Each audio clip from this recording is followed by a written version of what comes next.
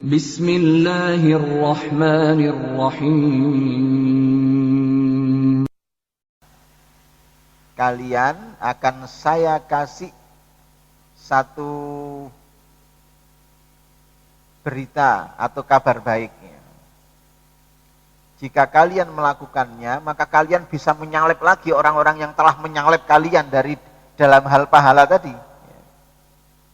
Dan tidak ada lagi yang bisa menyalip kalian dalam hal pahala, kecuali orang itu melakukan sesuatu seperti yang kalian lakukan. Faqala, kemudian Nabi melanjutkan sabdanya, tusabbihuna wa tukabbiruna wa tuhammiduna dubura kulli sholatin salasan fasalasina.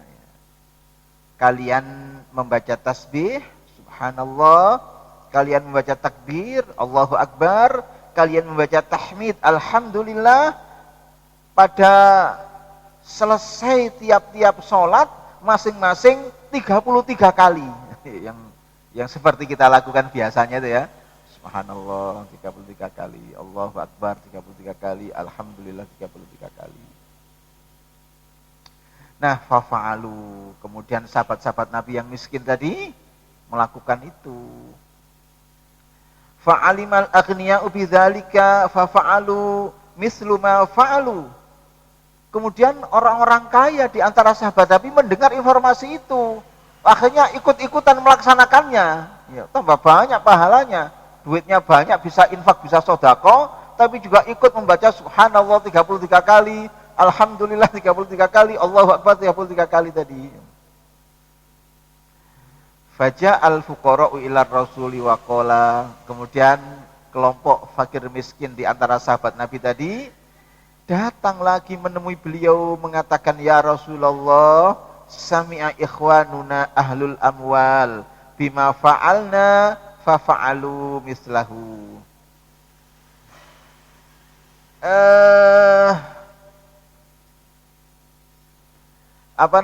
Ya Rasulullah, teman-teman kami yang duitnya banyak itu mendengar informasi ini, akhirnya mereka juga melaksanakan sebagaimana yang kami laksanakan.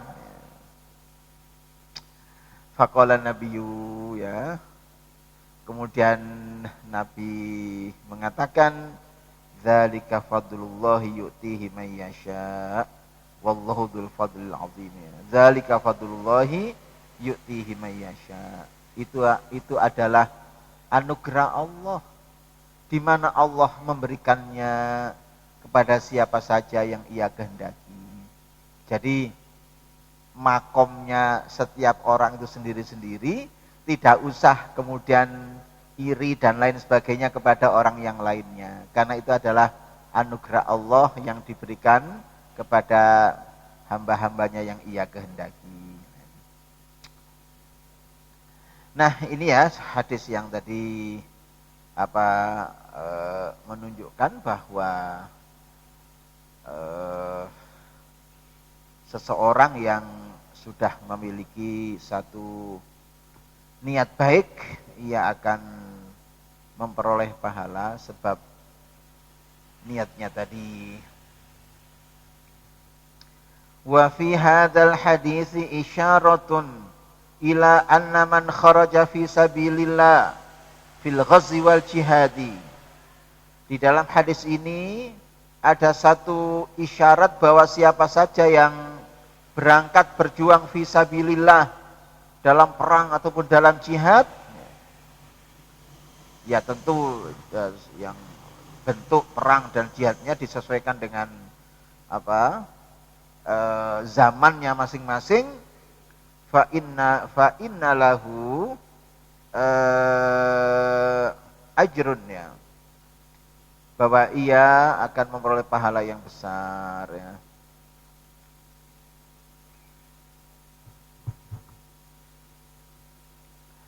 Baik, mari kita lanjutkan dengan hadis yang berikutnya.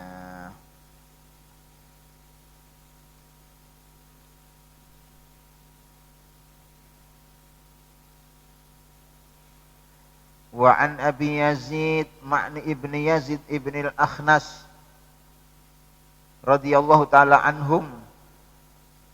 Jadi menunjukkan bahwa 3 generasi itu semuanya statusnya sebagai sahabat Nabi. Anak, ayah, kakeknya, dan semuanya adalah Islam. Yang satu Ma'ni, ayahnya Yazid, kakeknya adalah Al-Akhnas. Sehingga dikatakan an Abi Yazid, dari ayahnya si Yazid. Siapa itu? Ma'ni. Siapa Ma'ni itu? Putranya Yazid. Siapa putranya Yazid itu? Ya. Siapa Yazid itu?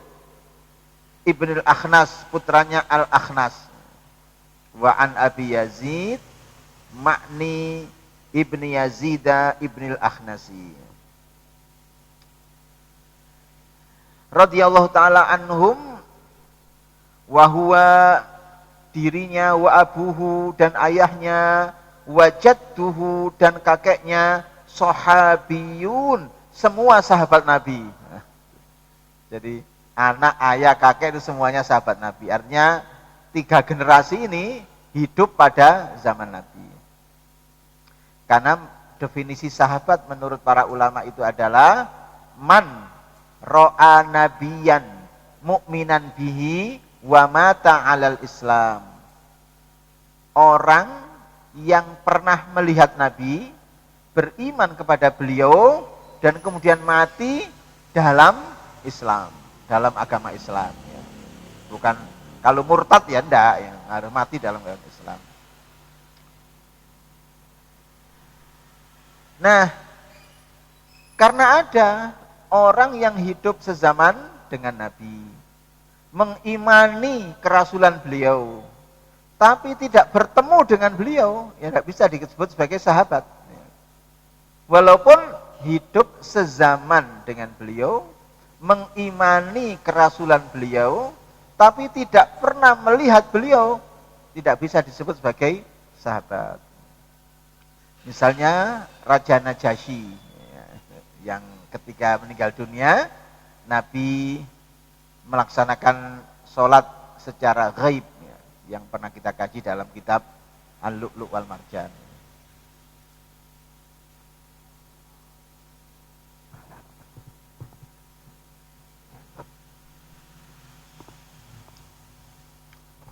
Baik. Qala, ia berkata, kana Abi Yazid, adalah Abu Yazid, akhraja dananiro, mengeluarkan sejumlah uang dinar. Yatasaddaqu biha, ia bersedekah dengannya. Fawada'aha, kemudian ia memberikannya inda rajulin, pada seseorang fil masjidi, di masjid. Ya. Faji'tu, kemudian aku datang. Fa'aqadtuha, kemudian aku mengambilnya. Fa'ataituhu biha, dan kemudian aku mendatanginya dengannya. Kembali kepada dananiro. Faqala, kemudian ia mengatakan, wallahi, demi Allah, ma iyyaka aradtu, bukan padamu aku menginginkannya. Fa khasamtuhu, kemudian aku melaporkannya ila Rasulillah, kepada Rasulullah sallallahu alaihi wasallam. Faqala, kemudian beliau mengatakan, laka, bagimu, mana waita ya Yazid, apa-apa yang telah kau niatkan hai Yazid. Walaka, dan bagimu, ma akhadta ya Ma'nu, apa-apa yang telah kau ambil hai Ma'nu. Ya. Rawahul Bukhari, hadis diriwayatkan oleh Imam Bukhari. Ya. Jadi tadi kami sampaikan ya, ada 3 orang, ya, ada anak, ayah, dan kakek, semuanya adalah sahabat Nabi. Ya.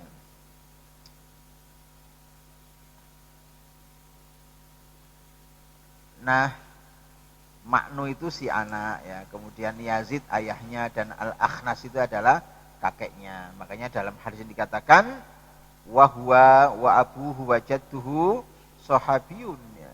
Dirinya yakni ya Ma'nu itu ayahnya yakni Yazid dan kakeknya Al-Akhnas semua adalah sahabat Nabi.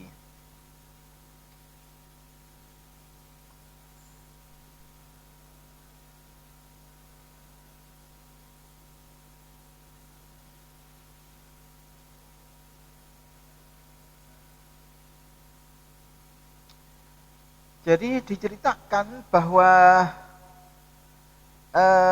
Abi Yazid, bapaknya si Yazid dalam hal ini adalah Al-Akhnas.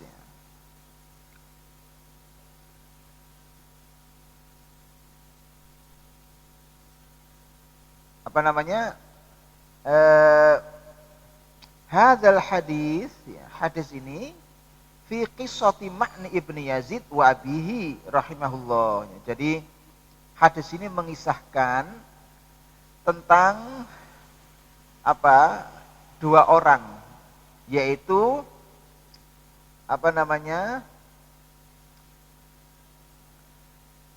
antara Ma'nu dengan ayahnya yang bernama Yazid. Makanya dia mengatakan kana abi, ayahku ya, Yazid yang bernama Yazid, yang cerita Ma'nu tadi. Dia bilang kana abi, adalah ayahku, Yazidu, yakni yang bernama Yazid, akhraja dananiro, dia mengeluarkan beberapa dinar. Dinar itu koin emas, yang biasanya satu dinar itu antara 4 sampai 5 gram. Duit zaman dulu. Yatasaddaqu biha, yang ia sedekahkan ya. Fa wada'aha 'inda rajulin fil masjid.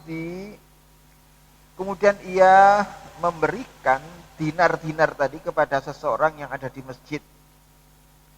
Ma'nu kemudian cerita, faji'tu fa akhadtuha. Aku kemudian datang ke masjid dan aku ambil dinar itu. Jadi dia taruh ya di masjid ya, supaya diambil oleh orang-orang katakanlah yang berhak menerimanya. Katanya Ma'nu, saya ikut ngambil, padahal Ma'nu itu anaknya sendiri. Saya ikut ngambil dan kemudian saya datang kepada ayah saya yang bernama Yazid tadi, saya cerita, ya saya ikut ambil duit tadi. Nah saat itulah ayahnya yang bernama Yazid tadi bilang, wallahi ma iyyaka aradtu.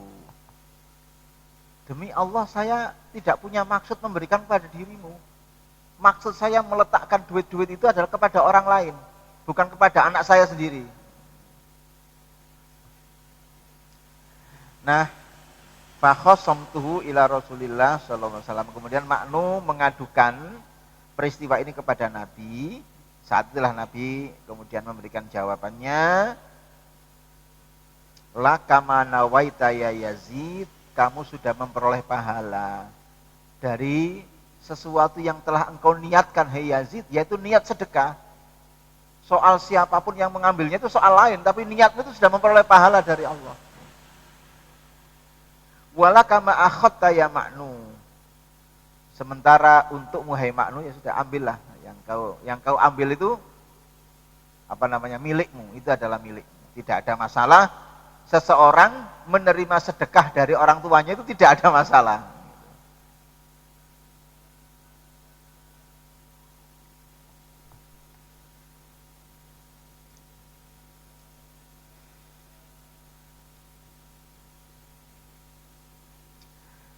Sehingga kok bisa seperti itu? Ya dijelaskan oleh para ulama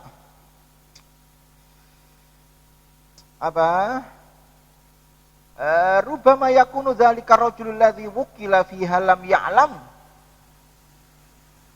annahu ibnu Yazid wa yahtamilu annahu a'tahu li annahu minal mustahiqqin ya.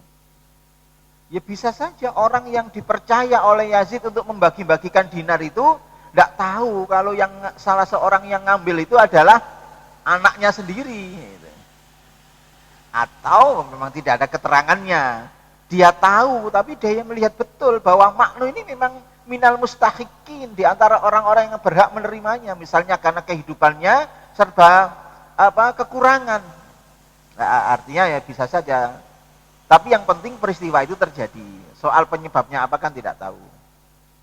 Ya tadi bisa saja orang yang dipercaya Yazid untuk membagi-bagikan dinar tadi tidak tahu kalau salah satu yang yang mengambilnya itu adalah anaknya sendiri yang bernama Ma'nu atau karena sebab yang lainnya.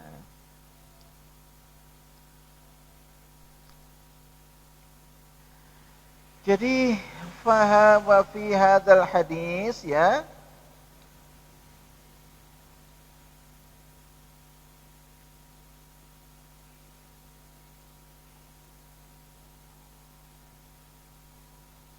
Sebagaimana yang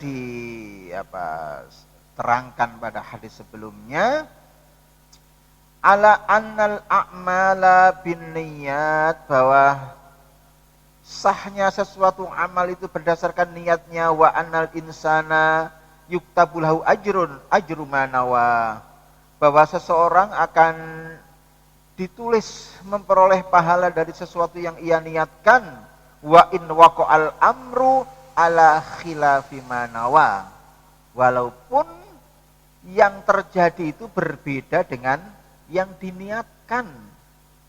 Nah itu sangat jelas ya dalam hadis tadi ketika Yazid bilang kepada putranya yang bernama Ma'nu, wallahi ma iyyaka aratu,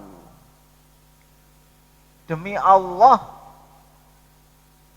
aku tidak bermaksud memberi dirimu. Kamu bukan orang yang saya maksudkan untuk memperoleh sedekahku. Namun kemudian Nabi dengan indahnya menengahi, lakama nawaita ya Yazid, kamu sudah memperoleh pahala dari yang kau niatkan hai Yazid, walakama akhadta ya Ma'nu, dan kamu boleh memakan sesuatu yang telah kau ambil hai Ma'nu. Itu sah-sah saja, halal-halal saja. Nah, ada beberapa pengertian yang bisa kita ambil dari hadis ini. Pertama, annar rajula law a'ta zakatau sahsan yadhunnu annahu min ahli zakati fatabayyana annahu ghaniyun. Misalnya seseorang membagikan harta zakatnya kepada orang lain ya. Artinya kepada orang-orang yang ia yakini bahwa mereka memang mustahikin, orang-orang yang berhak menerimanya. Tapi belakangan ternyata orang yang mengambil harta zakatnya itu orang kaya. Orang yang sebenarnya bukan mustahikin, laisa minal mustahikin. Bukan orang-orang yang berhak menerimanya. Fa inna zakatahu tajzi'u wa takunu makbulatan. Tabra'u biha zimmatuhu li'annahu nawa ayyutiyaha man huwa ahlun laha. Fa idza nawa falahu niyatuhu. Jadi misalnya terjadi hal yang seperti itu, maka zakatnya dianggap memadai, zakatnya dianggap sah.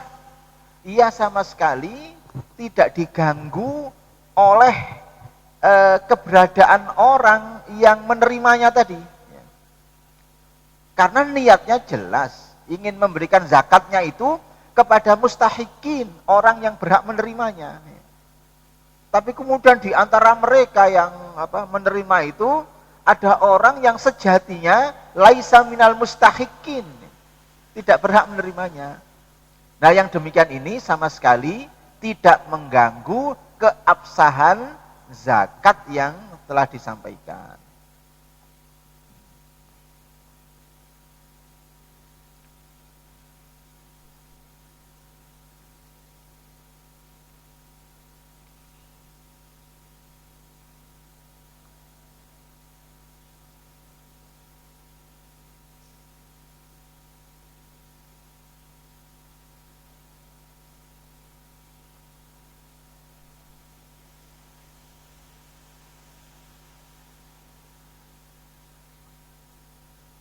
Demikian pula dalam masalah ibadah, katanya para ulama. Misalnya, lau anna insanan jahilan la ya'riful farqa bainal umrati wal haji.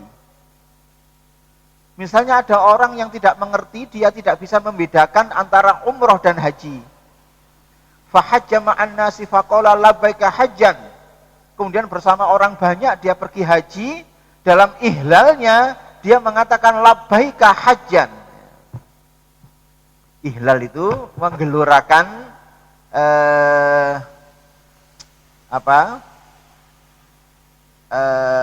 menggelurakan niat yang sejatinya ada dalam hati.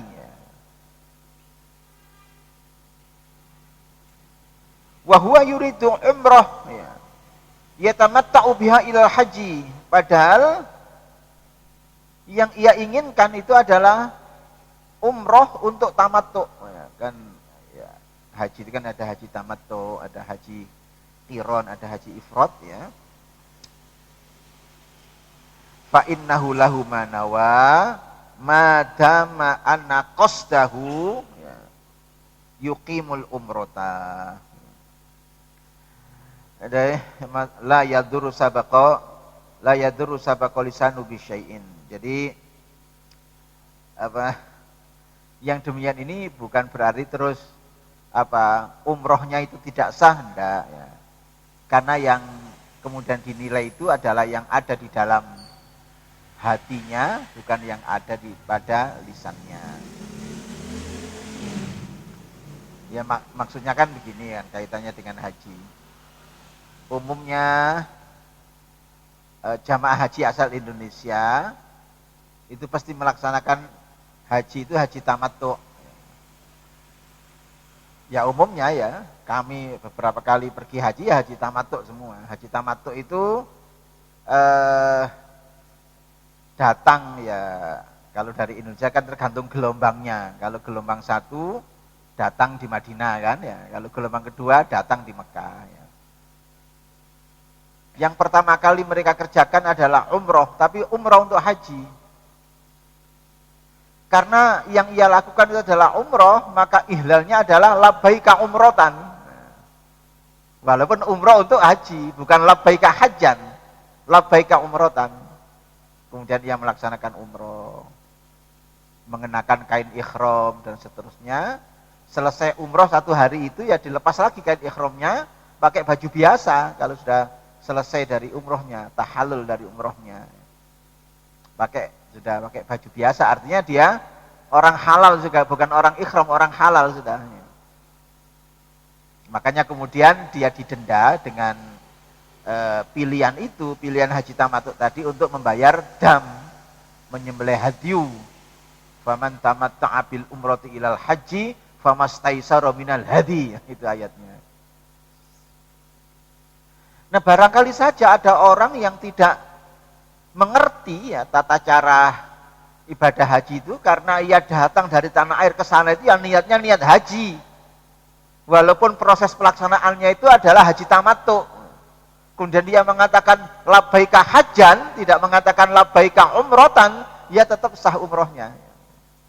Karena yang ia maksudkan ya itu.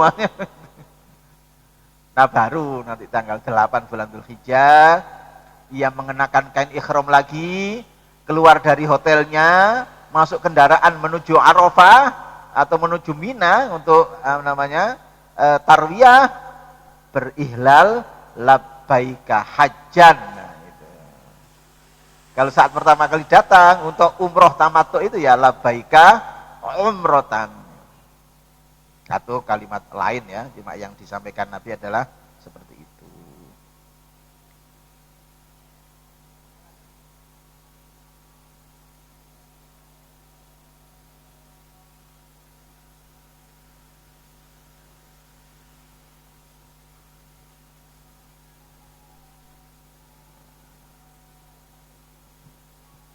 Ustadz, tanya Ustadz. Bisa ya.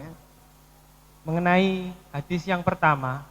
Mengenai apa? Hadis yang pertama tadi Ustadz. Iya. Sahabat yang miskin dan sahabat yang kaya.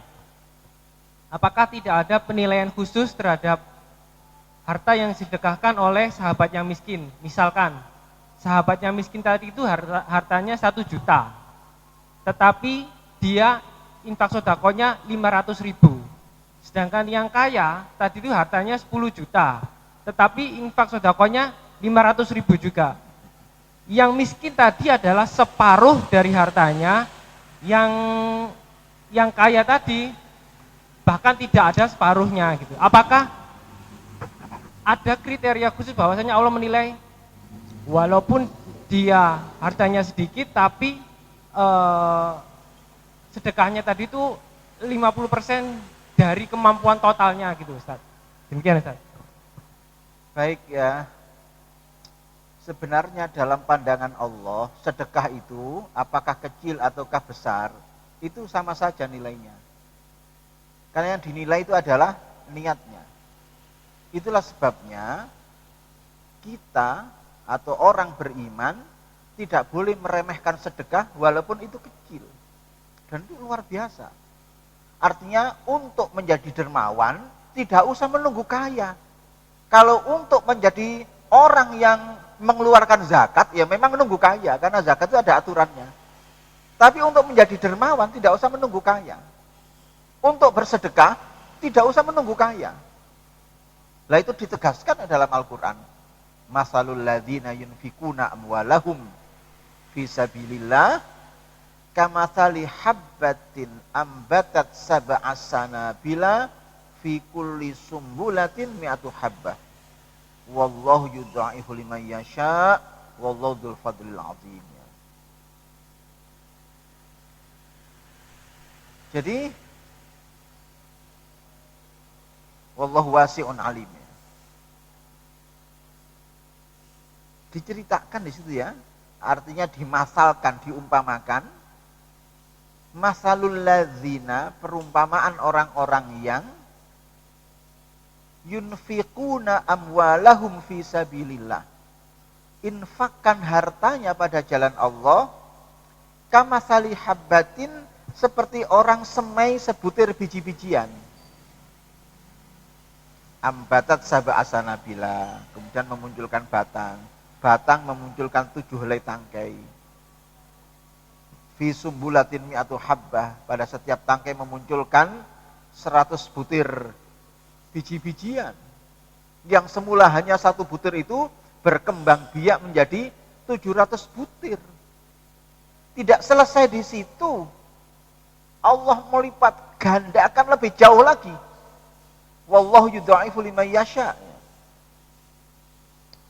Lah, ini satu dalil ya yang tegas bahwa orang beriman ya itu tidak boleh absen dari sedekah. Tidak boleh absen dari infak walaupun itu kecil. Karena yang kecil di mata manusia itu besar di sisi Allah jika diniatkan secara ikhlas. Dan yang demikian ini tidak bisa kalau tidak ada pembiasaan sejak kecil. Makanya anak-anak itu kalau pergi Jumatan disangoni 5.000, 10.000 itu penting. Satu saat kalau anak-anak kita itu menjadi orang kaya yang penghasilannya besar, dia sudah tidak asing lagi dengan sedekah, biasa saja karena memang sejak kecil dilatih oleh orang tuanya untuk sedekah tadi itu. Beda dengan mereka yang tidak pernah dilatih. Kelak ketika jadi orang sukses, gajinya besar, sudah pikiran-pikiran untuk berbagi kepada sesama itu sulit muncul. Karena salah satu naluri manusia itu adalah ya tidak mau berbagi tadi. Nah, syariat Islam yang dibawa oleh Nabi kita Muhammad SAW itulah yang kemudian mengobati hati manusia. Jadi misalnya ada ayat mengatakan innal insana khuliqa halu'a idza massahu syarru jazu'a wa idza massahul khairu manu'a, kan itu. Manusia itu ada kecenderungan suka berkeluh kesah. Apabila ditimpa kesusahan, berkeluh kesah kemana-mana. Utangnya kecerita ngalor ngidul. Tapi kalau ditimpa atau kalau mengalami kelapangan hidup, ya tidak mau berbagi. Kalau dapat arisan mau nengah gak tahu cerita, khawatir diutangi koncone. Itu naluri. Idza masal syarru jazua wa idza masal khairu manua. Ada kecenderungan tidak mau berbagi. Ya. Makanya kemudian dilatih ya. Apalagi Nabi kita Muhammad SAW pernah mengatakan, ahabbul a'mali ilallah adwamuha wa inqalla. Atau dalam satu riwayat, ahabbul a'mali ilallah madama wa inqalla. Ya. Amal yang paling dicintai oleh Allah adalah yang terjaga kontinuitasnya walaupun sedikit. Loh ternyata kontinuitas itu Masya Allah luar biasa pentingnya. Coba jenengan bayangkan. Kalau jenengan punya hobi badminton misalnya. Kemudian setiap hari Minggu latihan. Ya, untuk menjaga kebugaran tubuh. Setiap minggu latihan. Kemudian karena kesibukan tidak sempat latihan, libur 1 bulan. Sibuk lagi, libur 2 bulan, libur 3 bulan. Untuk memulai lagi itu sulit, berat rasanya. Untuk memulai aktif badminton lagi itu sulit. Beda dengan walaupun sibuknya disempatkan 1 jam. Misalnya begitu. Itu namanya menjaga kontinuitas amal seperti itu. Sama juga dengan sedekah tadi. Walaupun kecil tetap dijaga kontinuitasnya. Sehingga tidak kemudian absen dari sedekah tadi. Sebagaimana sabda Nabi, ahabbul a'mali ilallah madama wa inqalla. Amal yang paling dicintai oleh Allah adalah yang terjaga keajekannya, terjaga kontinuitasnya walaupun sedikit.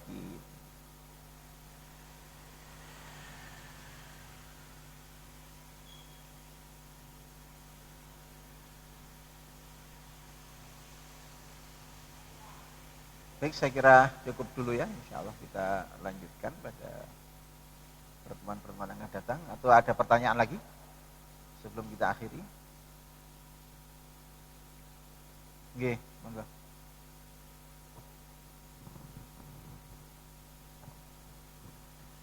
Assalamualaikum warahmatullahi wabarakatuh. Terima kasih waktu yang diberikan pada saya.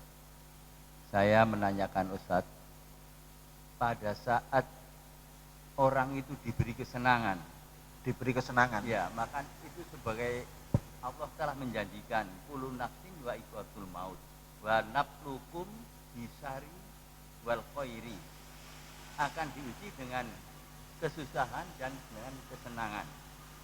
Dan dijelaskan di dalam Al-Quran bahwa disuruh bersedekah pada saat susah dan pada saat senang atau sulit atau kan mudah. Akan tetapi prakteknya Ustaz, yang telah terjadi itu pada saat dia beri kesenangan atau kemudahan, rezeki yang banyak, bersedekah dengan uang yang banyak. Tapi pada saat diberikan suatu kesulitan, maka dia juga mengeluarkannya dengan jumlah yang sedikit. Itu prakteknya begitu. Gimana Ustaz itu penjelasannya? Ya. Ya memang dalam pandangan Al-Quran atau dalam pandangan syariat Islam, hidup ini kan prosesi menjalani ujian. Misalnya dalam Quran surat Al-Mulku ayat 2, alladzi khalaqal mauta wal hayata liyabluwakum ayyukum ahsanu amala. Dialah Allah yang telah ciptakan kematian dan kehidupan karena ia ingin menguji siapakah di antara kalian yang paling baik amalnya. Berarti kan hidup ini adalah prosesi menjalani ujian. Ya. Karena Allah ingin mengetahui siapakah yang lulus, siapakah yang tidak lulus. Gitu. Karena dalam ujian kan biasanya ada yang lulus juga ada yang tidak lulus. Seperti tadi yang kami sampaikan bahwa orang beriman itu harus menjaga keajekan atau kontinuitas amalnya. Yang jenengan tanyakan tadi kan sebagaimana terdapat di dalam Quran surat Ali Imran ayat 133. Yang wasari'u ila maghfirati min rabbikum wa jannatin arduhas samawati wal ardu uiddat lil muttaqin. Ya, di antaranya adalah apa itu? Alladzina yunfikuna fis sarra'i wadh-dharra. Orang-orang yang infakkan hartanya baik dalam keadaan lapang ataupun dalam keadaan sempit. Artinya dalam keadaan apapun ia tetap berinfak ya tentu sesuai dengan kadar kemampuannya. Ya kalau memang saat banyak ya tentu menyesuaikan dengan keadaan kondisi keuangannya. Ya tentu beda antara ketika masih dinas dengan ketika sudah pensiun. Beda. Kenapa? Ketika masih dinas ceperannya banyak. Ketika pensiun tidak ada ceperannya, itu kalau pegawai. Tapi kalau juragan tambak, juragan sawah itu ya mau pensiun tidak ada istilah pensiun dan tidak pensiun itu wong panen terus ya walaupun tidak pensiun. Ya tidak ada pensiunnya, wong memang dia bukan pegawai. Saya tidak punya apa-apa, Pak, cuma tambak saya 200 hektar, ya make yang tambak 200 hektar.